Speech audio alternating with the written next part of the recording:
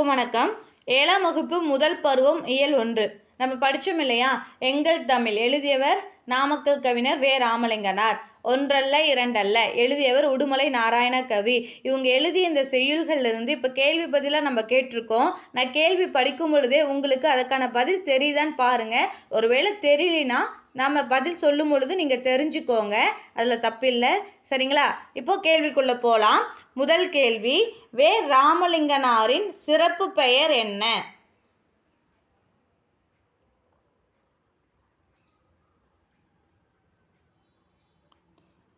இதற்கான பதில் நாமக்கல் கவிஞர், காந்திய கவிஞர். Option D.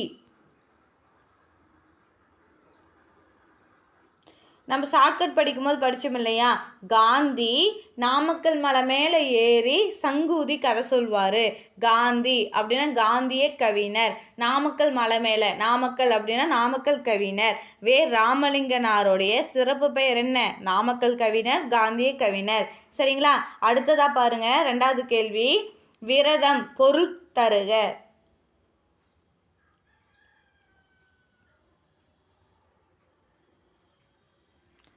ஆப்ஷன் ஏ நோன்பு.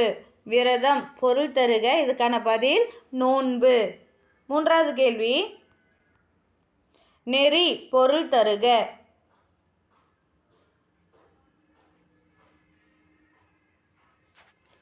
இதுக்கான பதில் ஆப்ஷன் ஏ வழி. நெறினா வழி. நாலாவது கேள்வி பாருங்க, குறள் ஆகும், பிரித்தெழுதுக.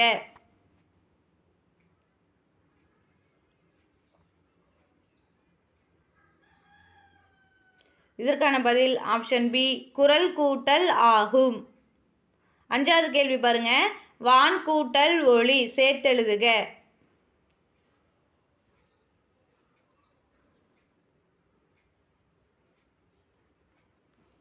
ஆப்ஷன் பி, வானொலி. ஆறாவது கேள்வி பாருங்க, அருள் நெறி, அதுவே, அம்பு, இதிலுள்ள மோனை எழுத்து என்னென்ன?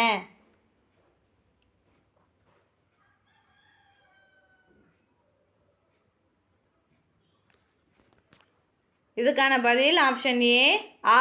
நம்ம மோனைங்கும் போதே சொல்லியிருப்போம், முதல் எழுத்து ஒன்று போல வருவது மோனை.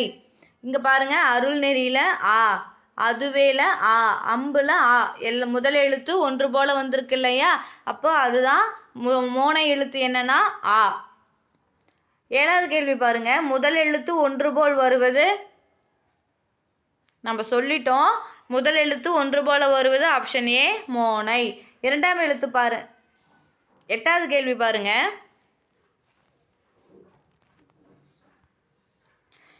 இரண்டாம் எழுத்து ஒன்று போல வருவது.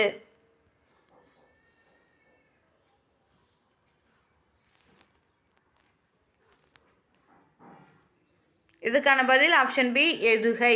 இரண்டாம் எழுத்து ஒன்று போல வருவது எதுகை. ஒன்பதாவது கேள்வி பாருங்க, அருள், பொருள், அரும்பு, இதில் உள்ள எதுகை சொல் எது?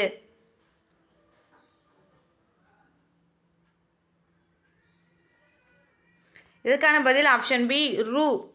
இரண்டாம் எழுத்து ஒன்று போல வருவது அருள், பொருள், அரும்புல பாருங்க ரூ ரூ எல்லாமே ஒரே எழுத்தாக வந்திருக்கு இல்லையா? அதுதான் எதுகை. அடுத்ததாக பாருங்க, பத்தாவது கேள்வி, இறுதி எழுத்து ஒன்று போல வருவது.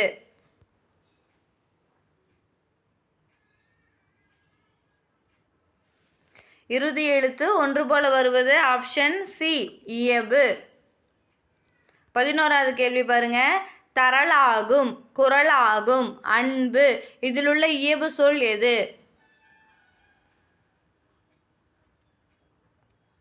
ஆப்ஷன் டி இம்.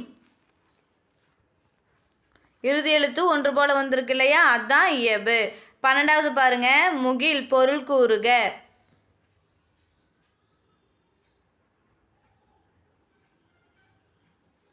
இதுக்கான பதில் ஆப்ஷன் ஏ மேகம். 13வது கேள்வி, உடுமலை நாராயண கவியின் சிறப்பு பெயர்.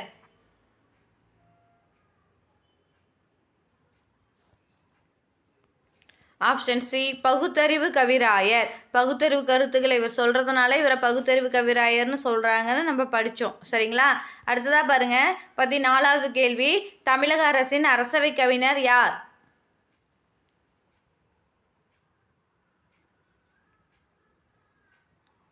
இதற்கான பதில் ஆப்ஷன் டி ஏபி. காந்திய கவிஞர் நாமக்கல் கவிஞர். யார் அவரு? காந்திய கவிஞர் நாமக்கல் கவிஞர். நம்ம ஷார்ட்கட் படித்தோம் இல்லையா? காந்தி நாமக்கல் மலை மேலே ஏறி சங்கூதி கதை சொல்வார். காந்திய கவிஞர். நாமக்கல் கவிஞர் வே. ராமலிங்கனார். சரிங்களா? அவர் தான் தமிழக அரசின் முதல் அவை கவிஞராக இருந்தவர். 15வது கேள்வி பாருங்க. புலவரின் சொல்லுக்கு தன் தலையை தர துணிந்தவர் யார்?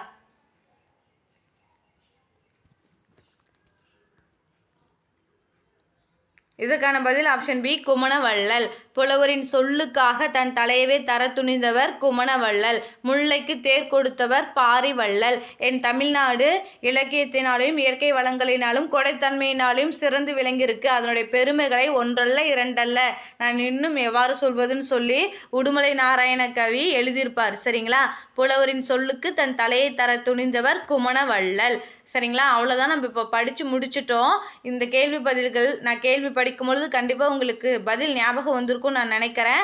மீண்டும் அடுத்த வகுப்பில் உங்களை சந்திக்கிறேன். நன்றி.